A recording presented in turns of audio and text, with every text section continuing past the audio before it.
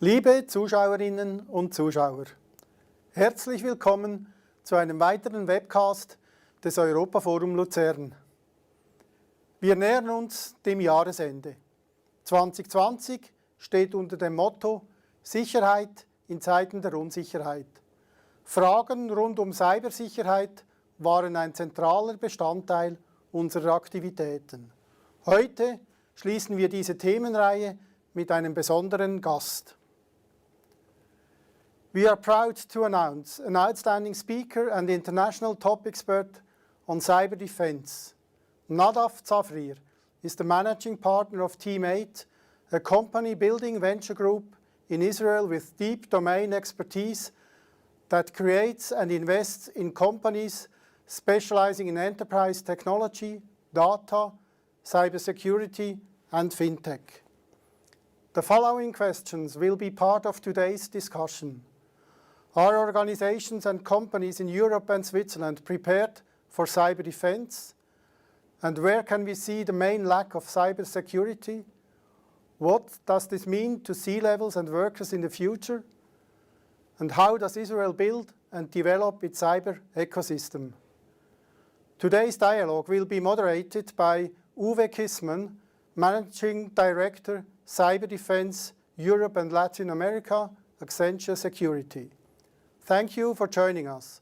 I wish you an inspiring and fruitful discussion.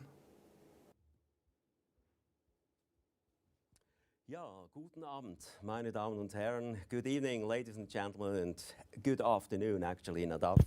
It's a special pleasure for me today to moderate this interview. Actually, this about cyber defense with Nadav Zafrir, one of the legends actually in cybersecurity. I think I'm not telling too much, Nadav, about this. So, first, a little bit about myself. My name is Uwe Kissmann, as Chris Wicke has mentioned in the intro. I'm Managing Director of Accenture Security, responsible for the cybersecurity business in Europe. As such, I'm in daily interaction with companies all over Europe and of course also here in Switzerland about the typical challenges in cybersecurity. We just and simple try to make them a little bit safer than before. I remember very well when I've met Nadav the first time, a couple of years back, and when I was listening in an absolutely fascinated way about his descriptions on how he has been acting as the commander of the legendary cyber defense team of Israel, of Team 8200.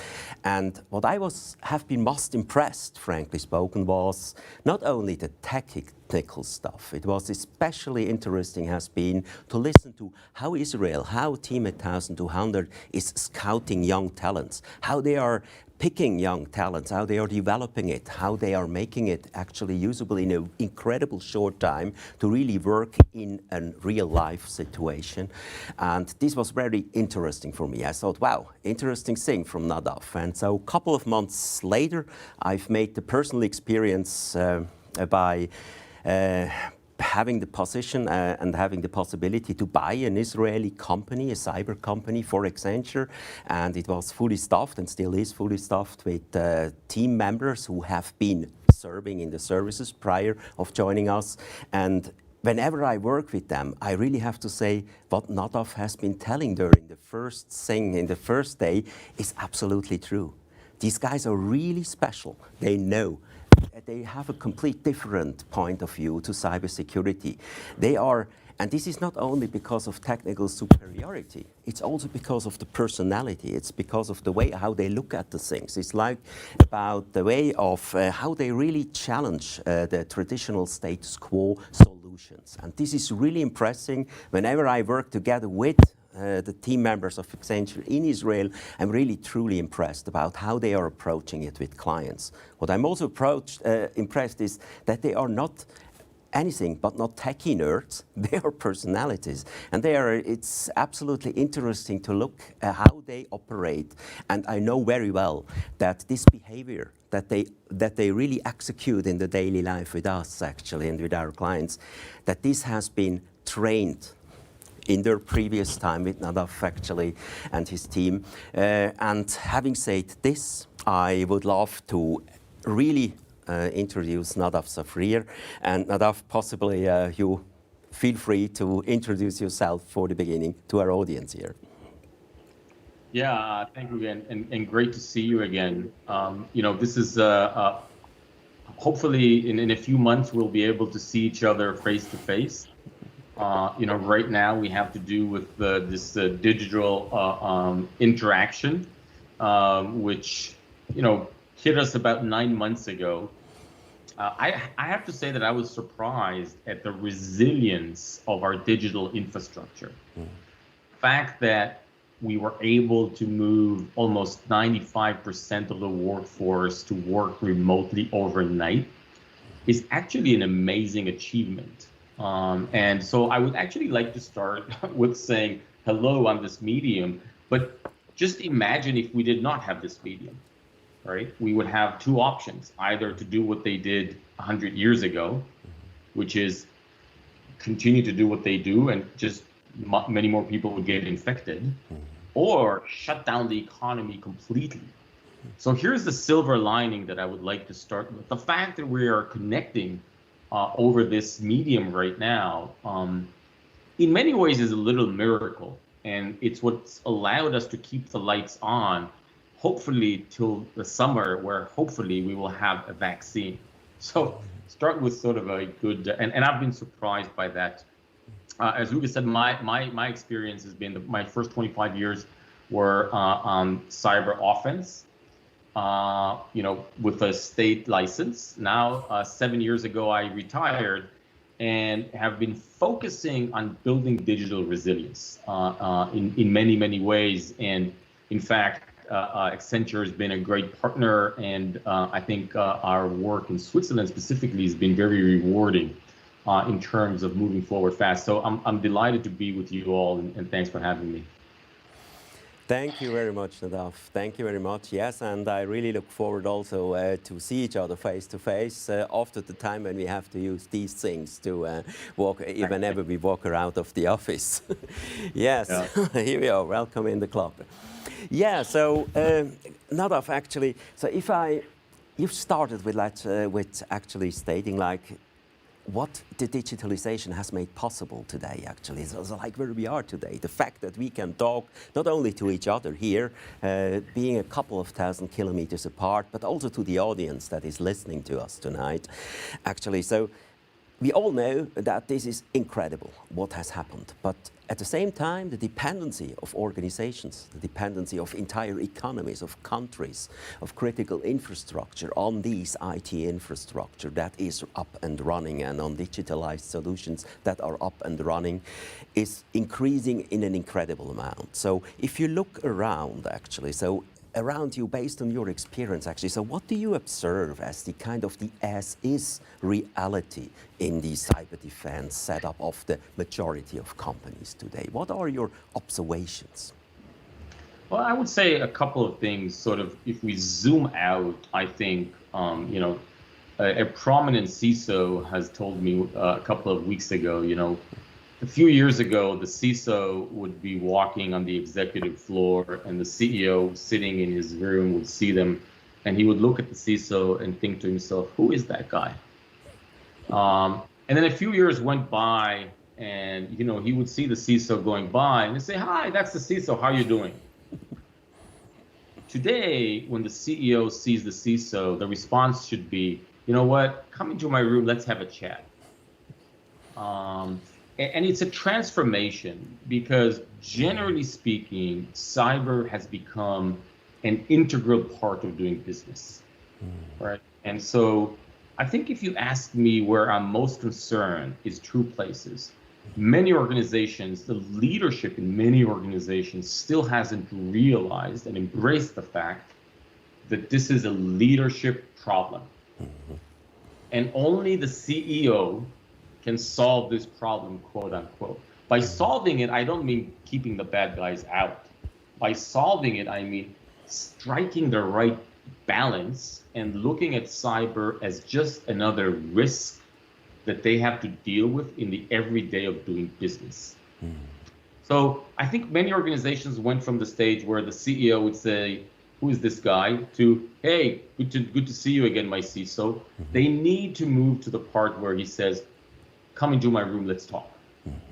Because together we can strike the right balance. Because security is not just keeping the bad guys out. Security is a whole kill chain, and security is about confidence in your digital infrastructure. And confidence in your digital infrastructure is what will make you competitive as a company, regardless if you are a retailer, a pharma, a bank, a shipping company, or you make chocolate. Everybody's talking about digital transformation.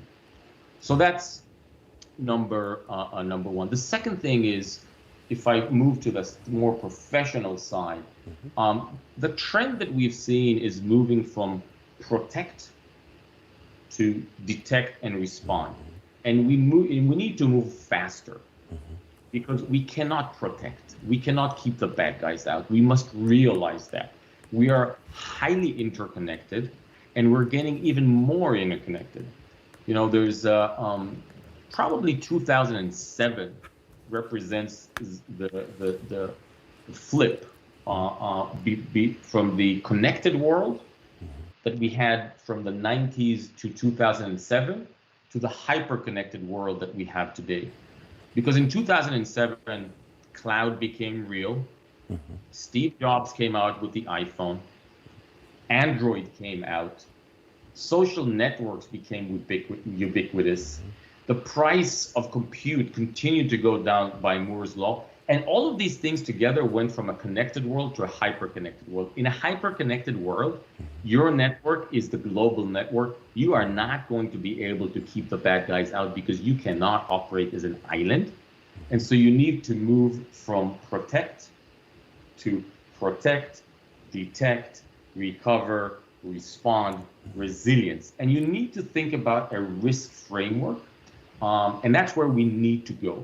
More specifically, the last 9 months, we have exploded our networks, because every home, I'm sitting in my home office right now in New York.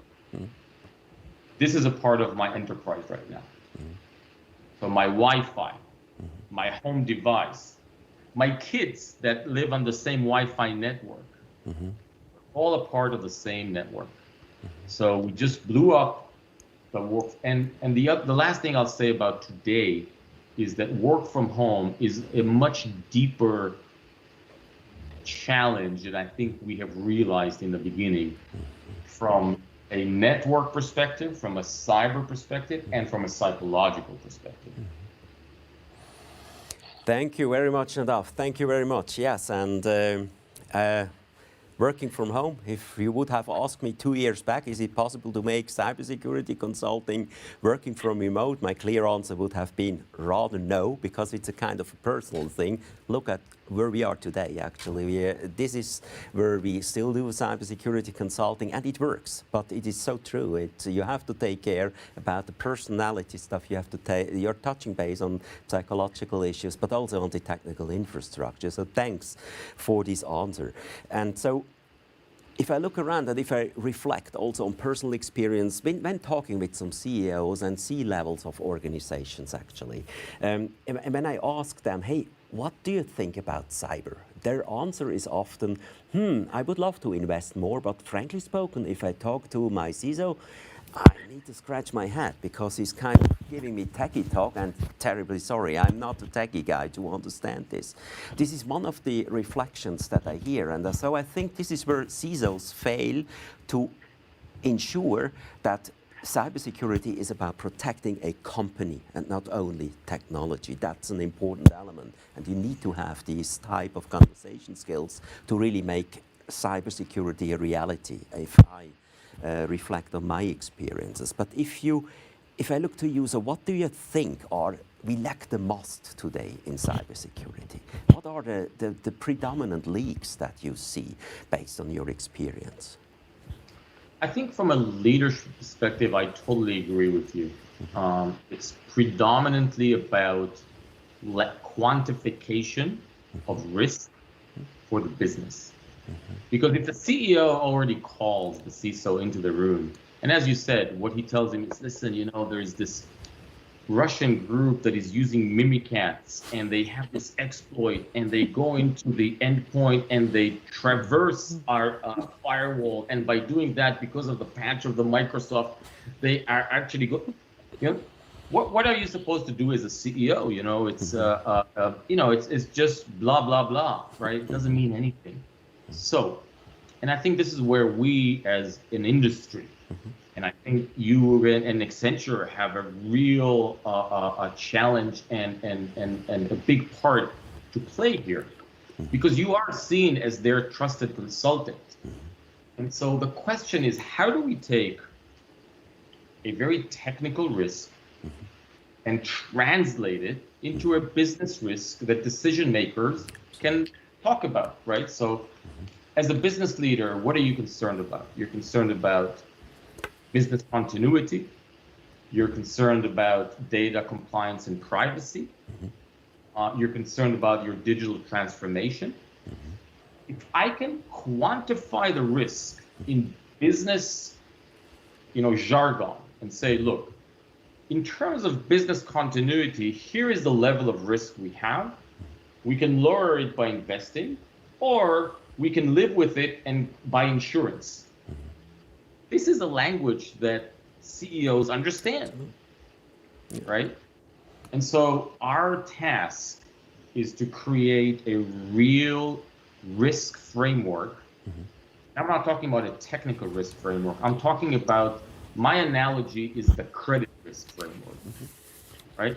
If you tell me that I want to invest in a company or lend to a company, my question is, what does S&P think about them? What does Moody's think about? Are they AA, A-? I understand that language. We need to create the same language for cyber. I think that's our number one challenge. And to be honest, I think it's possible. These are not, this is not something that's beyond capability, but we need to move into that framework.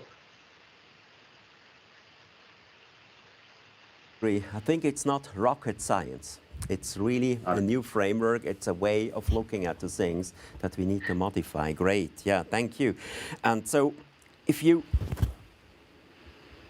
suppose that I would be a CEO actually, and you would advise me on how to pick the right stuff for security, for my security team. What would be your advice? What type of recommendation would you give to a CEO if he is in the position that he has discovered, okay, there's something I need to do, and man, I have to do it fast. So, but where shall I start? What should I look at? It's a great question. If I try to put myself into a CEO's shoes or position right now, here is what I would be asking my CTO, my CIO, my chief risk officer. My first question would be to my CISO is, you tell me as my CISO, what are my business digital transformation goals for the next 5 years? Because if you don't know where I want to go, like Alice in Wonderland, it doesn't really matter what way you go, right?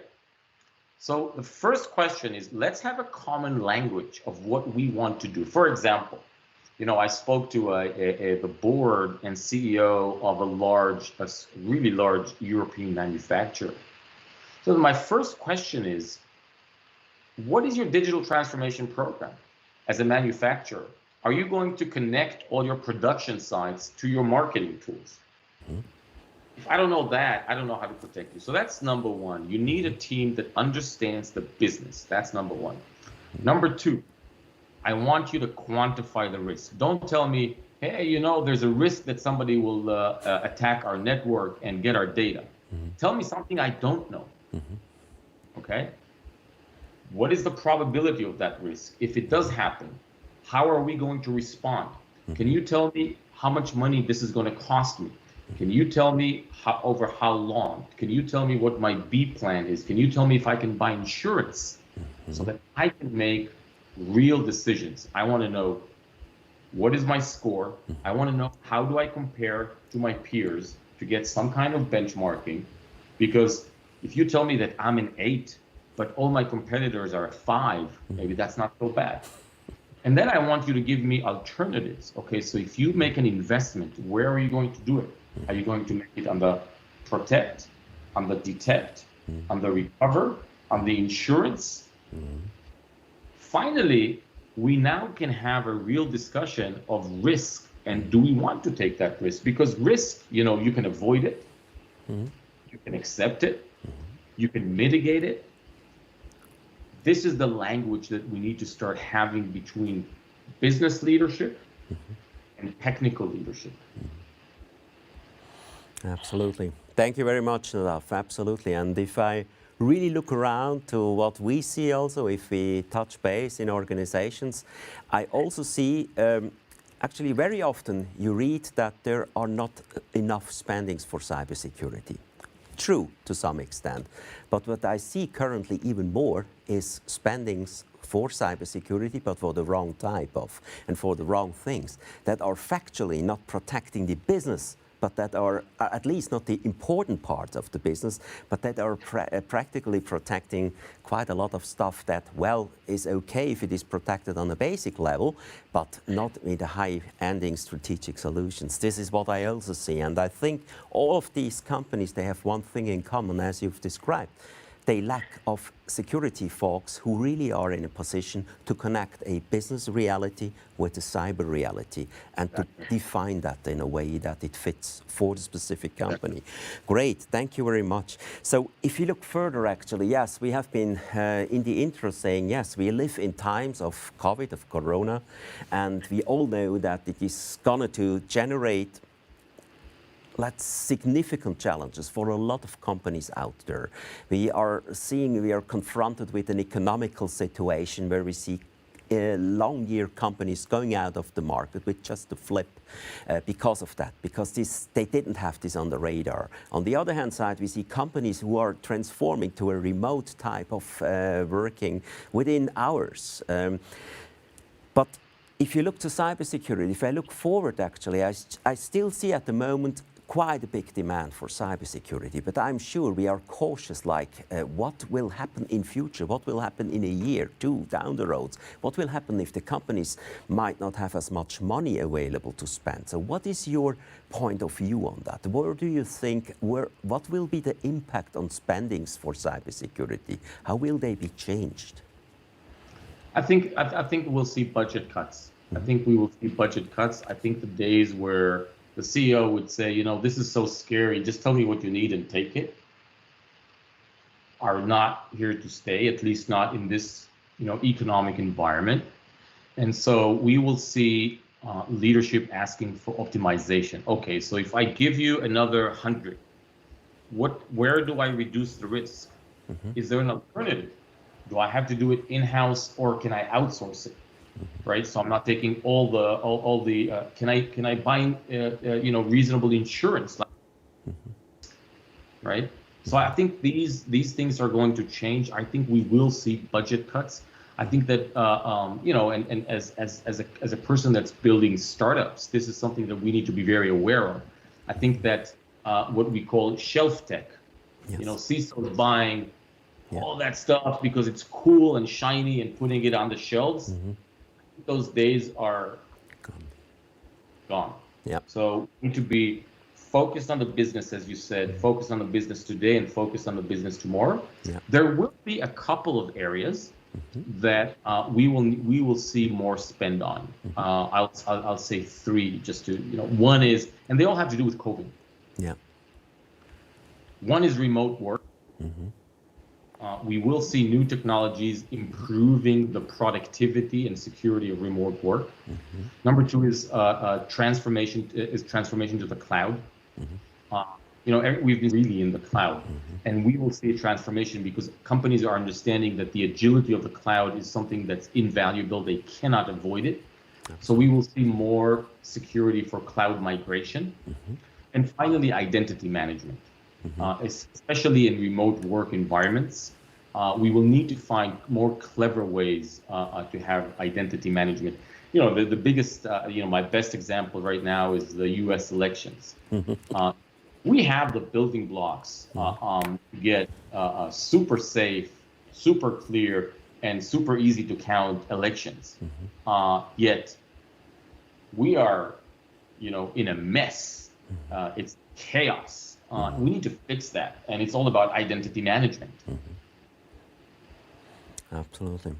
Thank you very much. Yes, it's about identity access management, and as the majority of people here are joining us from Switzerland today, just would like to put your attention also on the upcoming votes here in Switzerland in next springtime, where we are asked to say what we think about the introduction of the eID, the electronic ID, which is a major thing actually, and which absolutely comes back to what you just have mentioned, Nadav. Yes.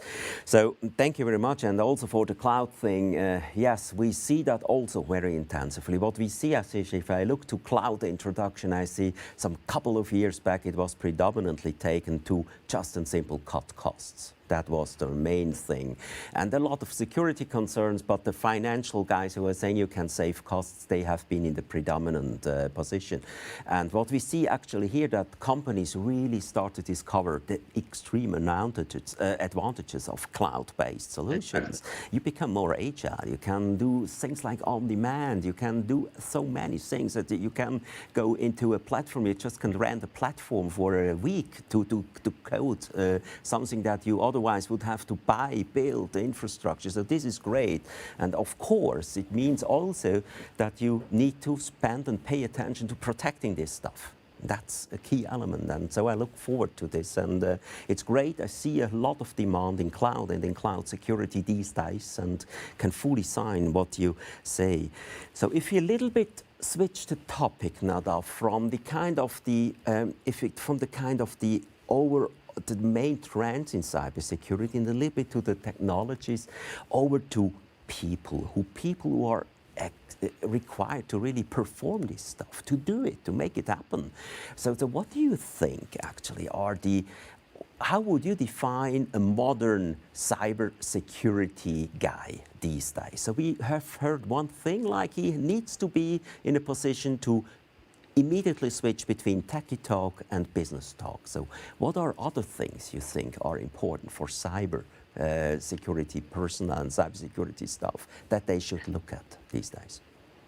You know, it really depends on where they are, right? I mean, at the very, scientific level, what we're seeing is a few new trends. One is relying on a lot of mathematics.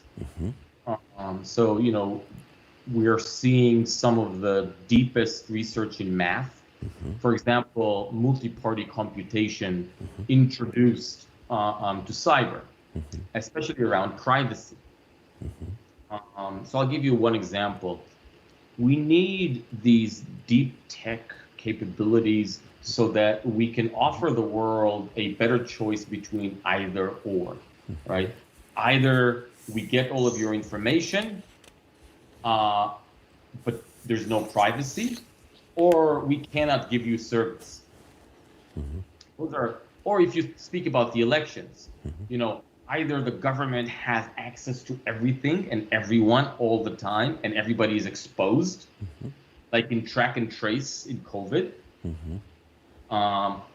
So either privacy or security, either privacy or health. Not a good choice. And so one place deep tech is mathematics, because mathematics around multi-party computation can transcend that dichotomy between privacy and something else. So that's one area, but that's sort of the very deep tech. You need that, number one. And that comes out of the traditional universities. So, the math departments in the leading universities of the world. We don't need a lot of those. We need a lot of other people, as you said. We need practitioners. One of the reasons that Israel has become such a hub is that we created a methodology to have an evergreen process of practitioners. How? Very simple. And by the way, in many ways, I think Switzerland can replicate that, because we're one of the only countries in the world, Switzerland and Israel, that still have mandatory service. Absolutely. So what Israel did with mandatory service is said very simply, yes, I need those 20-year mathematicians, engineers, but I also need a lot of practitioners. So we will take 18-year-olds out of high school, we won't ask them what we know, but we will try to predict what is learn new things really fast. And we will choose the top 1% after screening everyone, not based on what they know, but based on what we predict that they can learn very fast. In a very fast-changing world, that's a really good thing to do. Then you put them into a short training program, not 8 or 10 years, but 6 months max. And then you say, go out and do it.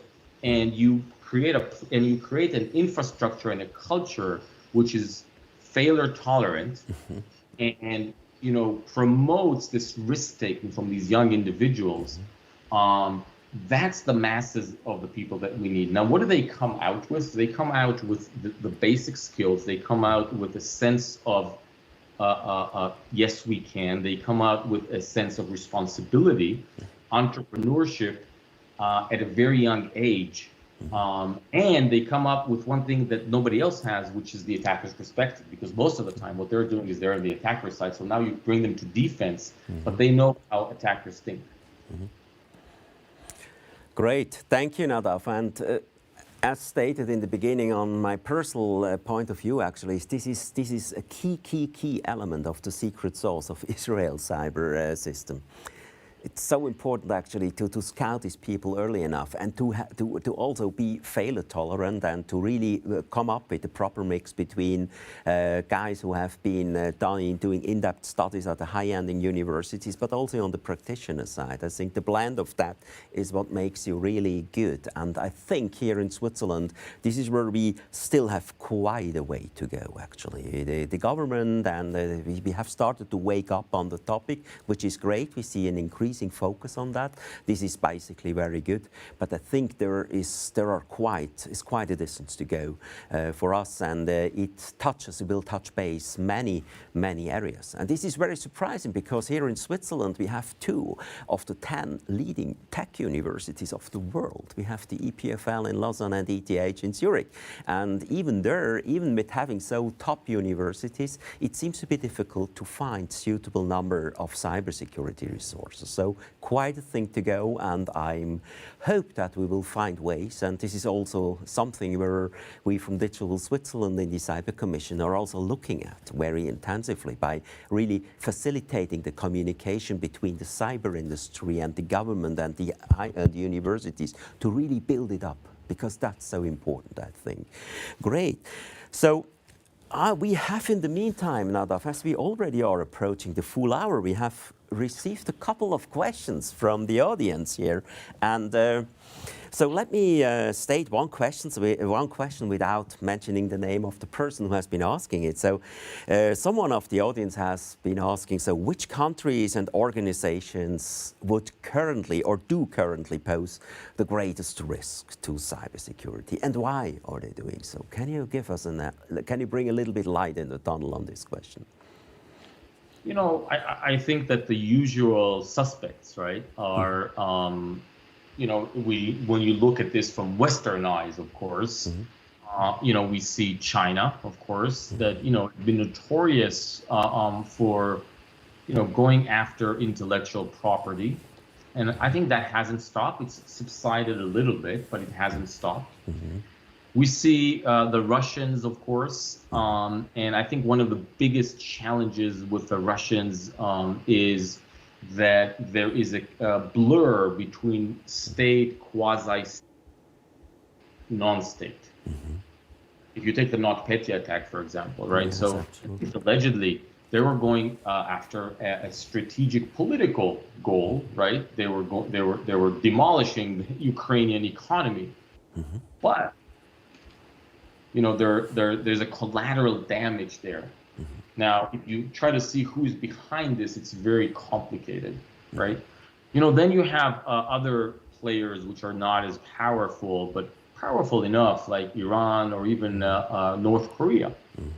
One of the most notorious attacks in history is North Korea against Sony Corporation. Yes. And the North Koreans are also, in terms of, again, blurring between financial goals and political goals. And so, so there's also, we also see these countries going after financial goals, just like cyber criminals. So that's one part. The other part, I would say, is countries where they are really meaningful to the world economy. And it's hard to operate there because cyber criminals are very active there. So, countries like Brazil, countries like Turkey, countries like Mexico, huge economies where global players have a large footprint, either as manufacturers or financial services, production, etc., supply chain, where there is a very vibrant cyber criminal activity, which is hard to deal with. Okay, thank you very much for the explanation here. So the next question came in from someone who works in the critical infrastructure industry. So I remember a couple of years back when I had to explain my then younger children like what a computer virus is about. I was telling them, listen, a computer virus is nothing else than a software, full stop. And the problem is not the virus itself, at least not for the computer. The problem is that you cannot work, that you cannot watch your TVs, or that you cannot play your games on the computer anymore. And this is focusing actually, this is the problem actually. And if I look to Switzerland here, as we have a predominant Swiss audience, and if I look to how well we are protected in the area of country critical infrastructure, I think we have also a certain way to go. And as such, I would love to forward the question of another person here in the audience who has been asking, like, how do you see cybersecurity and cybersecurity solutions evolving for critical infrastructures like the electric infrastructure? Right. So this is actually my favorite topic. We came from a world of silos. Right? So if you think about energy, for example, you have the production of energy, then you have the distribution of energy, and then you have all the IT infrastructure, to collect the bills from your users. That's yesterday's world. If we want to have a smart grid which integrates renewables with legacy, if we want to have home devices which control renewable with the grid, off-grid, on-grid, resilience, green, that means only one thing. Everything is going to become interconnected. And that means one thing from cyber. You're going to have full visibility to every aspect of the system. So all the way from the turbine to your smart meter at home. And if not all of that is seen as one holistic system, it's not going to be resilient, and we're going to be extremely fragile, and we're becoming more and more fragile. So from a strategic perspective, we need to get everything integrated, because otherwise climate change will kill us. If we don't do it with embedding cyber will kill us. So on the critical infrastructure side, the hard part is the legacy. But we can't overlook that. So what we are doing in my company, for example, is we're taking all this legacy environment and we're using our past experience on doing reverse engineering. So you take, for example, the Siemens and the Schneiders and the ABBs of the world that have decades of legacy environment that supports this ecosystem, but nobody thought about cyber back then. So what do you need to do? You need to get extreme visibility to every aspect of that. In order to do that, you need to do reverse engineering of all these protocols. You need to modernize them so that you can see them. If you can see them, you can protect them. Only once you can see them and protect them, you can now safely connect them.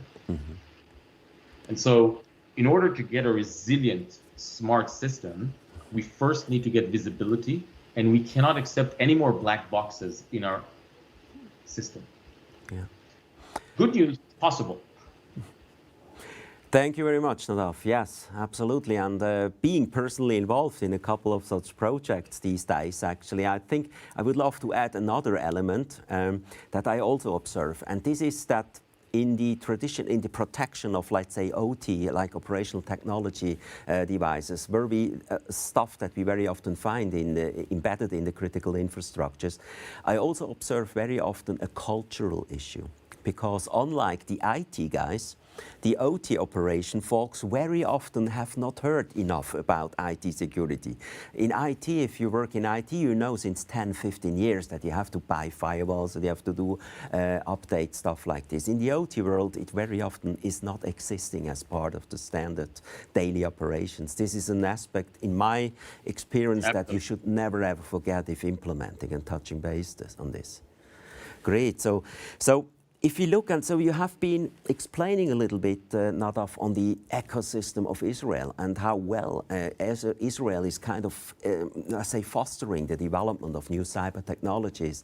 And there are also other hotspots for cybersecurity in the world, as we know if we work in the industry. And one question came in from another person here, asking like where do you see the US, and especially New York City in particular, how are they doing when it comes to the promoting of cybersecurity startups in comparison to other places? Yeah, you know, it's an interesting question. Actually, New York has promoted a program that's called Cyber New York City. Exactly. And Cyber New York City looks exactly at that. Is how do we bring the right innovation into an environment that gives us the right context. Here's the problem with Israel. Israel has great technologists, but Israel has, in terms of industry, very little. And when I say industry, I don't mean just industrialists. I mean the banks are very small, the production sites are very small, so you don't have the context.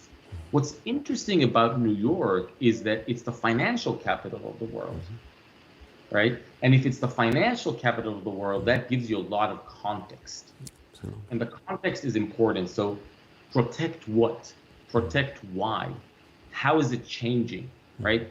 You know, and I think in that sense, Switzerland is, in my opinion, actually a very interesting use case, because Switzerland has some of the major global conglomerates in almost every aspect, like some of the biggest banks in the world, some of the biggest production companies in the world, and very innovative in terms of financial services as well.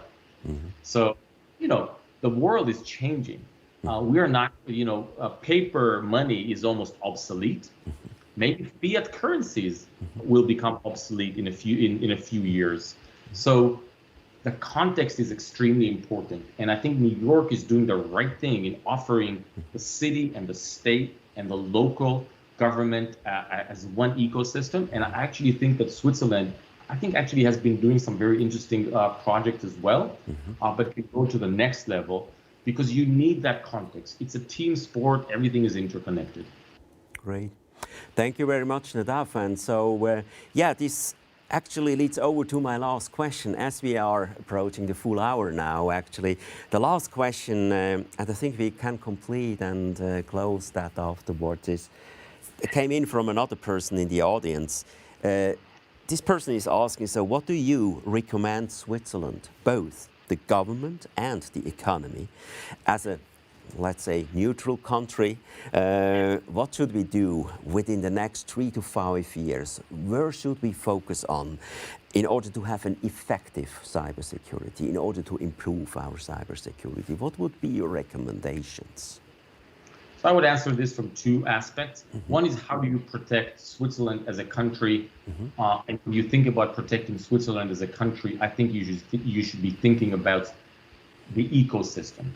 So, for example, if somebody goes after Nestle, how does that affect you as a country? That's something that we didn't have to think about in the past, right? Yes. There was a clear separation. And so there needs to be work together. The government needs to be involved in two aspects, or three. The government needs to create the standards. They need to do it descriptively, not to be prescriptive, but descriptive, because it changes too fast. Yeah. This is the standard. You do it the way you want to do it. That's number one. Number two, the government should create a safe place for sharing. When I say safe, it needs to be safe. If I'm under attack as a Swiss industrialist or bank or whatever, I should feel safe to come and say, this is what happened. This will not be used against me. Okay, so that's the second thing. And the third thing, the government needs to be able to retaliate, because you don't want private companies to go after the bad guys. So the government has to do those three things. This is to see the country as one holistic sort of organism, which is interconnected, obviously, to the rest of the world, but is one organism. That's from protect. Now, from a business perspective, if I were to give advice, I would say choose a topic, one, maybe 1.5 or 2, not 5. Where can you really in cybersecurity? My guess, financial services. Financial services are being disrupted left and right. Financial services are, in many ways, only one thing: trust. Trust that I give you imaginary something that you will give me back. Trust that I give you data, you will not do anything bad with it. It's all trust. And it's changing very, very fast. You know, although we don't even know what kind of currency the future will hold for us. Maybe it'll be cryptocurrencies, other things. We don't know what banks are going to be in the future. Will there be a central bank? We don't know all that. I think Switzerland has always been a pioneer in terms, and is seen, I think, also conceptually as sort of the epicenter of trust in financial services. So as the epicenter of trust, which is neutral, as you said, why not also be the leader in creating the next wave of fintech capabilities with cyber embedded to create trust and better services for their customers? Thank you very much, Nadav.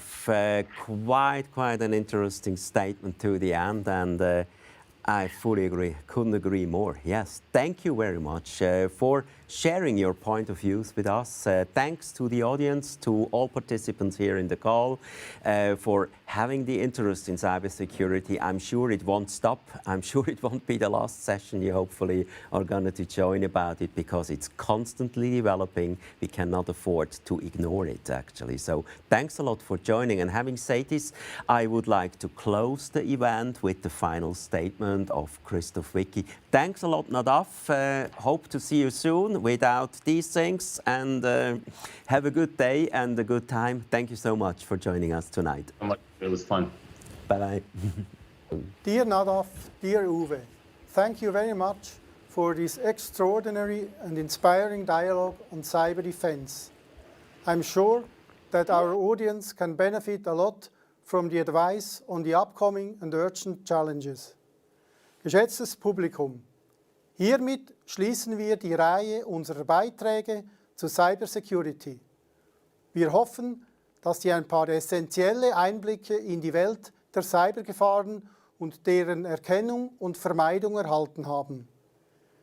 Ich darf Ihnen noch den nächsten und zugleich letzten Webcast in diesem Jahr ankündigen. Am Freitag, 11. Dezember um 16 Uhr befassen wir uns nochmals mit Energieversorgung. Im Zentrum steht folgende Frage: Wie stellen wir stabile Netzverbindungen sicher, insbesondere auch mit Blick auf eine vermehrt dezentrale und sogenannt intelligente Stromproduktion? Ich freue mich, wenn Sie dann wieder dabei sind. Bis dann wünsche ich Ihnen eine gute Zeit. Auf Wiedersehen.